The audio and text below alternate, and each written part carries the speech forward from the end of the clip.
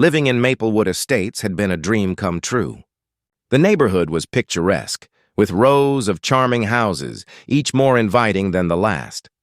My move from the bustling city to this tranquil suburb was supposed to be a fresh start. I envisioned backyard barbecues, friendly neighbors, and quiet evenings under the stars. But that idyllic dream began to tarnish when Karen, the self-appointed HOA president, took it upon herself to enforce the rules with an iron fist. My Jeep Wrangler was my pride and joy. It wasn't just a vehicle.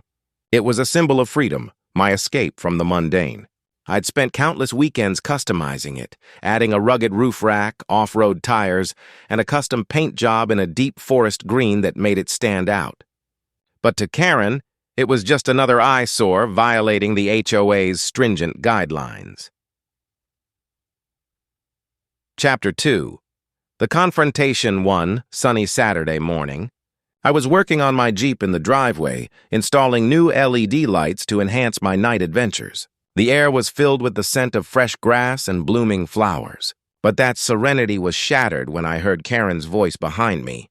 "Excuse me, but that thing is a violation of HOA regulations," she declared, arms crossed, and her expression as stern as a school principal. I paused, wiping sweat from my brow. "What are you talking about?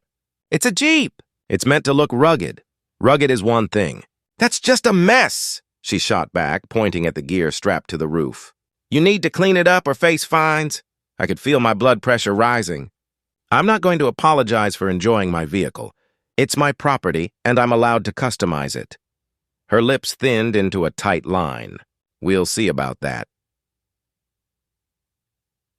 Chapter 3. The Theft. Few days later, I returned home from work, exhausted but eager to take my Jeep for a spin.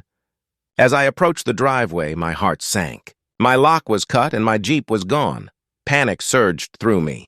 I whipped out my phone and called the police. "My Jeep has been stolen.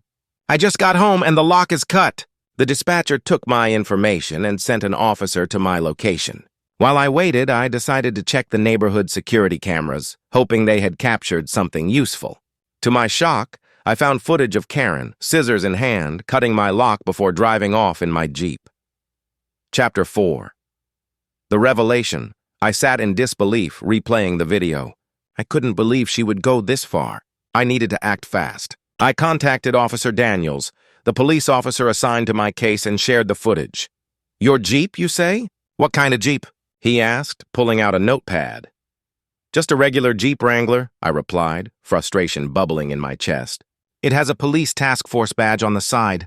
I'm a reserve officer, and I use it for community outreach." His expression shifted. "Let's get this sorted out." Chapter 5. The Confrontation 2.0's. The next day, Officer Daniels and I went to confront Karen. She was in her yard, pruning her hydrangeas, looking as innocent as ever. "Karen!" I shouted, my voice booming in the quiet neighborhood. "We need to talk about my Jeep." She turned, feigning innocence. "What are you talking about?" "Cutting my lock and stealing my vehicle is not just a violation of HOA rules. It's a crime," I said, pointing to the officer standing beside me. Her face paled as she realized she was cornered. I thought it was abandoned." "It was just sitting there." "Abandoned? It was parked in my driveway, and it's clearly marked as belonging to a police task force," I shot back. Officer Daniels stepped forward. "Ma'am, cutting locks and taking someone's property is theft. I suggest you return the vehicle immediately." Chapter 6. The fallout Karen turned beet red, fumbling for words. "I didn't mean—" "Save it," I interrupted. "Just give me back my Jeep." With a huff, she nodded and walked towards her garage. "It's in the back." When we reached the garage, there it was, my beloved Jeep, slightly dirtied but intact. I felt a rush of relief wash over me. As I climbed into the driver's seat, Officer Daniels turned to Karen. "You're going to need to face the consequences of your actions. I'll be filing a report." Karen's face twisted in anger as she realized the gravity of the situation. "You'll regret this," she spat. Chapter 7. Community Support. After the incident, word spread quickly through the neighborhood. The other residents were shocked to hear what had happened. Many rallied behind me, expressing their support and concern about Karen's behavior. At the next HOA meeting, I decided to take a stand. "We need to discuss what happened with my Jeep," I began, addressing the crowd. "This isn't just about my vehicle. It's about respect for one another and our properties." Residents voiced their frustrations about Karen's heavy-handed approach. One neighbor, Mr. Jenkins, stood up. "This isn't the first time Karen has overstepped. We need to hold her accountable." The meeting turned into a collective outcry against Karen's tactics. It was empowering to see the community come together, united against her oppressive rule. Chapter 8. A new beginning. In the weeks that followed, Karen faced mounting pressure from the community. The HOA board, recognizing her behavior as detrimental to the neighborhood's harmony, decided to hold a vote of confidence in her leadership. During the vote, I felt a sense of hope. The community had banded together, and it was a testament to the strength we found in unity. When the results came in, Karen was voted out, her reign of terror finally coming to an end. As I turned to leave the meeting, I felt a hand on my shoulder. It was Officer Daniels.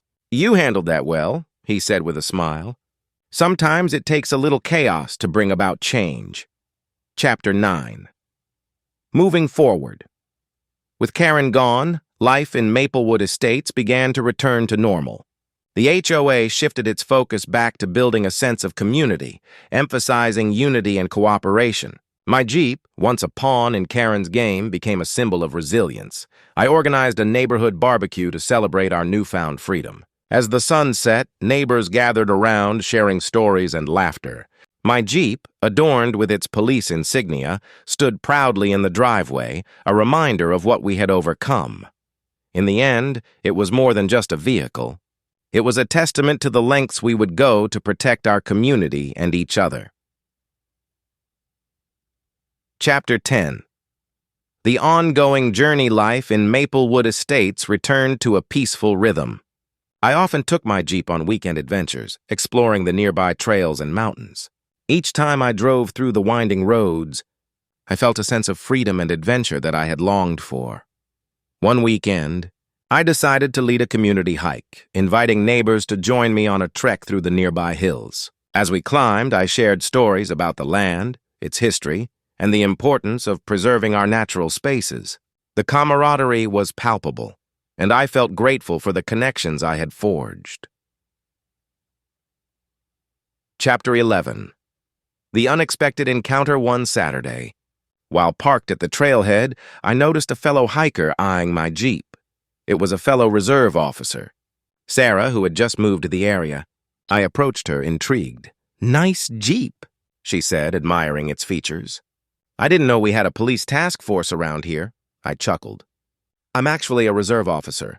I use it for community outreach. Want to join me for a hike?" As we climbed the trail, we talked about our experiences in law enforcement, the challenges of community engagement, and the importance of building trust between police and residents. I found myself enjoying her company more than I had anticipated. Chapter 12. The bond grows over. The next few months, Sarah and I became good friends, often collaborating on community events. We organized safety workshops, teaching neighbors about crime prevention and emergency preparedness. She brought a fresh perspective, and together, we revitalized the community's spirit. One evening, as we wrapped up a neighborhood safety meeting, Sarah turned to me. "You know, I've really enjoyed working with you. You bring a lot of passion to this community," I smiled, appreciating her kind words. "It's easy when you have great people around you. It's all about teamwork." Chapter 13. The Challenge. Just as things began to settle, we received news that a local developer was eyeing another piece of land near our neighborhood for a new shopping center. The community was divided. Some welcomed the potential for new businesses, while others feared it would disrupt the peaceful environment we had worked so hard to protect. Sarah and I decided to hold a town hall meeting to discuss the implications. The turnout was impressive, and tensions ran high as people voiced their opinions. "We need to consider the long-term impact on our community," I said, standing before the crowd. "This isn't just about convenience. It's about preserving the character of Maplewood Estates." As the discussions continued, I could feel the energy in the room shift. It was clear that the community was ready to take a stand once again. Chapter 14. A united front, we organized a petition to voice our concerns to the local council, urging them to consider the community's wishes before moving forward. As we gathered signatures, I felt a renewed sense of purpose. The residents were rallying together, united against the potential development. Sarah and I spent countless evenings at the local coffee shop, brainstorming ways to effectively communicate our message. I admired her determination and passion, and our friendship deepened as we navigated this new challenge together. Chapter 15. The victory, after weeks of hard work. Our petition was presented to the local council. The council members listened attentively as we shared our concerns about the impact of the proposed shopping center. As the seasons changed, so did the community. The park became a gap. Maplewood Estates was a cul-de-sac of tranquility, where the air was perfumed with blooming lilacs and the sound of children playing echoed like a comforting melody. My life here had been peaceful, until Karen, the HOA president, decided to put her foot down. I had parked my Jeep in the driveway, proud of my modifications. It was my escape vehicle, the embodiment of all my adventures. But in the eyes of Karen, it was an affront to her vision of a pristine neighborhood. Chapter 2. The First Warning. One evening, as I washed my Jeep, Karen approached with her clipboard in hand, her expression as rigid as the rules she enforced. "You really should consider parking that thing in the garage," she said, her voice dripping with condescension. "It's not exactly up to HOA standards." I looked at her, incredulous. "It's a Jeep, Karen. It's supposed to look rugged." "Rugged is fine. But that's just—" She paused, searching for the right word. Distasteful. Chapter 3. The theft days later, I returned home to find my Jeep missing and the lock cut. My heart raced as I dialed 911 reporting my stolen vehicle. The dispatcher assured me help was on the way, but as I hung up, I couldn't shake the feeling that this was no ordinary theft. While waiting for the police, I turned to my security cameras. The footage revealed Karen, scissors in hand, cutting my lock before driving off in my Jeep. I couldn't believe it. This was personal. Chapter 4. The Investigation. When Officer Daniels arrived, he listened intently as I recounted the events. "You have footage?" he asked, raising an eyebrow. "Yeah, and it shows Karen cutting my lock," I replied, feeling both vindicated and angry. "Let's take a look," he said, following me to my living room. As the video played, his expression shifted from curiosity to disbelief. "This is serious. We need to confront her." Chapter 5. Confronting Karen. Armed with the footage and Officer Daniels, I approached Karen's house. She was outside, pruning her roses, looking as innocent as ever. "Karen!" I shouted, my voice echoing through the neighborhood. "We need to talk about my Jeep." She turned, feigning innocence. "What are you talking about?" I gestured toward Officer Daniels. "This is Officer Daniels. He's here to discuss the theft of my vehicle, your theft." Her face fell, the color draining from her cheeks. "I didn't take anything." "Cutting my lock and driving off with my Jeep is theft, Karen," I said, my voice steady. "And I have it on video." Officer Daniels stepped forward. "Ma'am, we need to talk about what you did. This isn't just a HOA violation. It's a crime." Chapter 6. The Fallout. The confrontation did not go as Karen had planned. With the police involved, the community quickly turned against her. Residents began to share their own stories of how Karen had overstepped her bounds in the past, and the tide began to turn. In the following weeks, I received countless messages of support from neighbors who had previously been intimidated by her. "You did what we all wanted to do," one neighbor texted. "Thank you for standing up to her." Chapter 7. The Community Meeting. The HOA called an emergency meeting to address the situation. The room was filled with tension as residents filed in, murmurs filling the air. I took a deep breath, preparing to speak my truth. "Karen's actions were unacceptable," I began. "This isn't just about my Jeep. It's about community and respect. We all deserve to feel safe and comfortable in our own homes." Several residents nodded in agreement, emboldened by my words. Karen, sitting in the back, looked increasingly uncomfortable as the meeting progressed. Chapter 8. A Unified Front. The meeting turned into a rallying cry for change. "We need to create a community where we support each other, not tear each other down," I urged. Karen's reign of terror has gone on long enough. By the end of the night, the residents voted to hold Karen accountable. The HOA board decided to reconsider her position, and for the first time, the community felt united against her oppressive rule. Chapter 9. The Aftermath. Karen was voted out, and the atmosphere in Maplewood Estates shifted dramatically. The oppressive weight of her presence evaporated, and residents began to take back their community. I organized a neighborhood barbecue to celebrate our newfound freedom. As we gathered, laughter and music filled the air, creating a vibrant atmosphere. Chapter 10. New Beginnings. In the weeks that followed, the community revitalized. Families began to organize events, movie nights, potlucks, and cleanup days in the local park. The sense of camaraderie was palpable, and I felt an overwhelming sense of gratitude for my neighbors.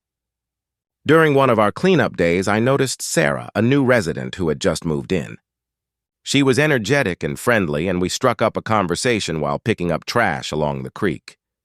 "I heard about what happened with your Jeep," she said, laughing lightly. "You really took a stand." "It was a team effort," I replied, smiling. "I'm just glad to see the community coming together." Chapter 11. Building Connections. As I got to know Sarah better, I realized we shared a lot of interests. Both of us loved the outdoors, and she had an adventurous spirit that matched my own. We decided to plan a weekend hiking trip, inviting a few neighbors along for the adventure. The hike turned into a bonding experience. As we trekked through the woods, we shared stories, laughter, and snacks. I felt a connection growing, not just with Sarah, but with the entire group. Chapter 12. The Unexpected Twist. One weekend, while exploring a more remote trail, we stumbled upon an old, abandoned cabin. The excitement was palpable as we approached it. "Should we check it out?" Sarah asked, her eyes sparkling with mischief. "Absolutely. What's life without a little adventure?" I replied. As we entered the cabin, we found it filled with old furniture and dusty books. The place had clearly been untouched for years, and I felt like we had discovered a hidden treasure. Chapter 13. The Mystery Unfolds. As we explored the cabin, we found a collection of journals left behind by the previous owner. They detailed life in the area decades ago, including stories of the land, the community, and even some local legends. "This is incredible!" I exclaimed, flipping through the pages. "We have to share this with the rest of the neighborhood." The journals became a focal point for our next community meeting. We decided to organize a storytelling night, inviting residents to share their own stories about Maplewood Estates. Chapter 14. The Storytelling Night. The storytelling night was a huge success. Neighbors gathered around a bonfire, their faces illuminated by the flickering flames. As people shared their tales, I felt a sense of belonging that I had never experienced before. When it was my turn to speak, I shared my own story. How I had fought for my Jeep, the battle against Karen, and how it all led to this moment of unity within the community. The audience listened intently, their faces reflecting a mix of admiration and empathy. Chapter 15. A New Chapter. With the storytelling night behind us, the community continued to flourish. I found myself spending more time with Sarah, our friendship deepening into something more meaningful. We began to plan more adventures together, from hiking to camping trips, and I felt a sense of excitement I hadn't known in a long time. One evening, as we watched the sunset over the hills, I turned to her. "I'm really glad you moved to Maplewood Estates. You've made this place feel like home again." She smiled, her eyes sparkling. "I feel the same way. It's amazing how much we've all come together." Chapter 16. The Future Ahead. As the seasons changed, so did our community. Events became more frequent, and the bonds among neighbors grew stronger. I felt a renewed sense of purpose, knowing that we had reclaimed our neighborhood from the shadows of tyranny. One day, while out for a drive in my Jeep, I realized how much had changed. The streets were filled with laughter and joy, and the sense of community was palpable.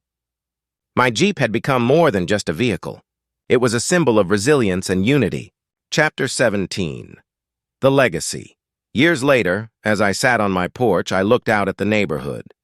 Children played in the park, families gathered for barbecues, and the spirit of Maplewood Estates was alive and thriving.